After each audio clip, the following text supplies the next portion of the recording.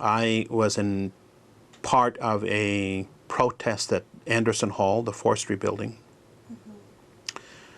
And we didn't know at the time, but, well, we did know it at the time, but many of the protests were being filmed. There used to be people on top of the hub. We knew there was one man that was always there with an overcoat. We sort of, I forget what we tagged him, but getting back to this protest,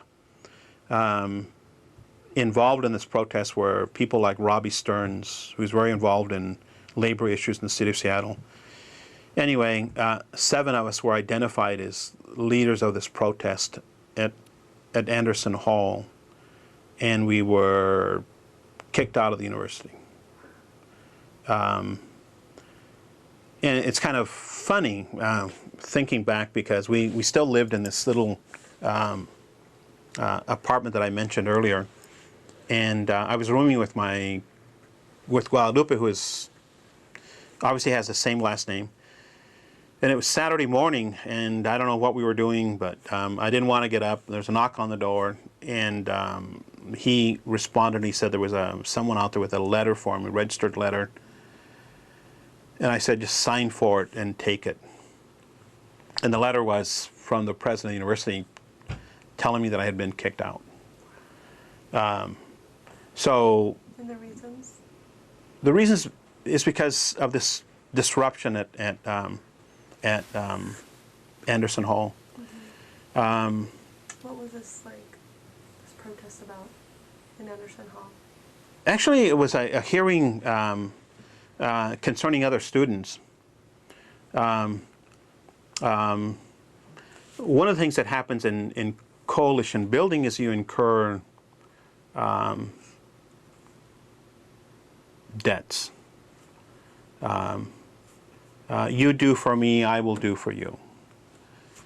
So when SDS acted, we had to be supportive. BSU did something, and so forth.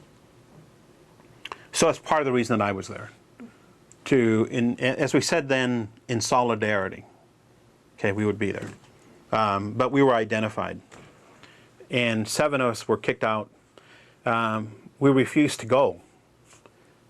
We contested the expulsion, hired an attorney, and the hearing was actually held in Gowan Hall.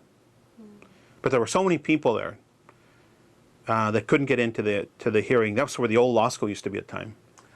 So they opened up the Hub Auditorium, and they somehow they got students could go there and watch the hearing.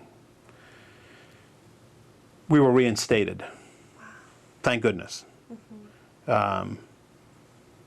The president at the time at the university was Dr. Odergaard, also a historian. And when I finally got my dissertation out of the way and got my degree, one of my mentors said, well, now that you've come this far, I'm going to take you to the faculty club.